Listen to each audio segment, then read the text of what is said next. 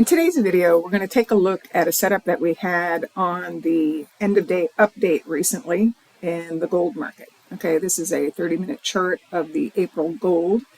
The area of resistance that showed up as a cluster was this 30.54 to 55 area. And we had, it looks like, a confluence of three price relationships. We had two 100% projections, and you had a 1272 extension. And after that area hit and held, there were sell triggers, and we did see an eventual decline of $50.90. So how do we come up with that? That's what I'm going to show you next.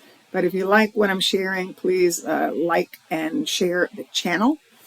And now let's take a look at how we came up with this. All right, so I'm going to go to a blank chart in gold. And this is the area that we ended up finding. But let's act as if we didn't get there yet. Make it a little bit easier to understand what we're doing here. All right, so first, I'm going to look at the retracements of the prior high to low and see if there's anything there. So here we've got the high to the low. Okay, and we've gone through the 618, so that's no good. We just only have a 786 retracement above. All right, what else can we look at here? Well, there are some smaller swings that we can look at and run the retracements. So we've got this high, or the lower high to the low. Okay, yeah, nothing really close with that. What else can we look at? Well, we have another extension we can look at here, prior high to low. Okay, so we do have another extension that overlaps that 786 retracement. We didn't quite get near there.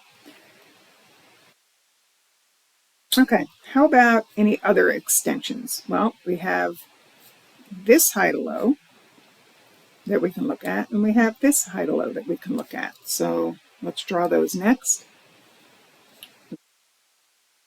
High to low. Okay, there's one extension there, the 30.54. We're also going to erase anything that the market already went through. Let's try that other high to low swing. So we have high to low. All right, and then there's that other extension up there at the 30.56 area. Okay, and well, you can even actually use this minor high to low swing. That's probably going to overlap that same area. High to low. Not sure I actually had that when I ran this original setup though. All right, and what else can we use? Well, we can use projections to see if there's any resistance. So here, what I'm going to do is I'm going to compare swings in the same direction. Okay, I'm going to use the three-pointed tool to run the projections. I've got here a low to high, projected from a low. Okay, so that's where we had some symmetry come in. But we can also look at this low to high, projected from the low. And there's almost perfect symmetry there at that 30.55 area. Okay.